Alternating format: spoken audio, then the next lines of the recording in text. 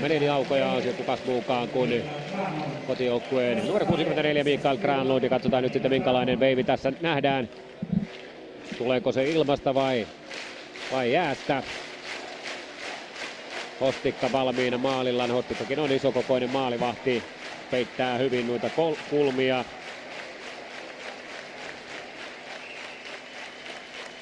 Näin Granlund vauhtiin. Ja Granlund veivaa komeasti kiekon maaliin ja tätä tässä vähän ounasteltiinkin.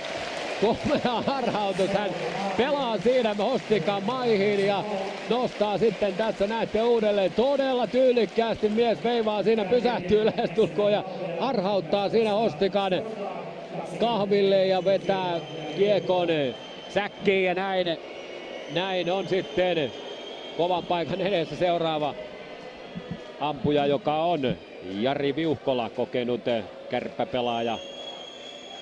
Jari Viuhkola 31 vuotta tällä Oulussa syntyneellä sentterillä. Ikää on Chicago Blackhawksin 158 varaus vuotta 98. Viuhkola vauhtiin ja Viuhkola ampuu tolppaan. Ei maalia, näyttää tuomaria. Näin tilanne siis.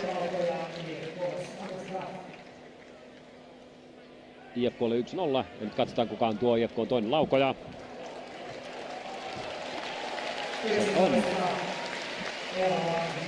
Markus Granlund eli veljekset tässä nyt sitten vasta 18-vuotias Markus Granlund vauhtiin. Granlund ja hänkin iskee maalin. Veljekset tässä nyt sitten ovat ratkaisemassa.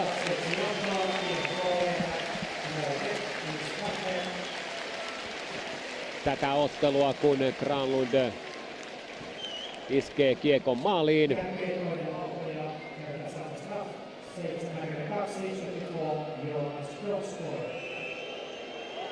Joonas Donskoi sitten kärppäampujana. Donskoi vauhtiin. Donskoi harjoittaa, mutta hänkin iskee tyyli puhtaasti kiekon verkkoon. Donskoi jo toinen maali tässä ottelussa, teki siis tuon Kärppien ensimmäisen maalin.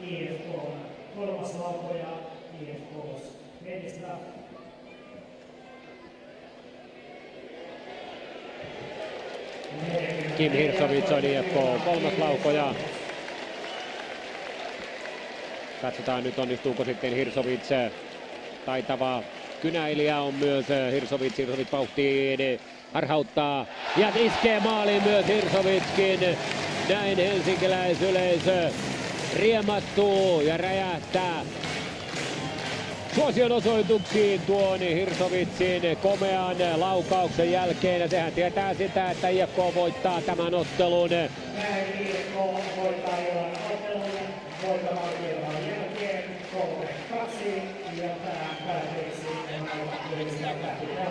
Voittomaalikilpailun jälkeen lukemat siis 3-2.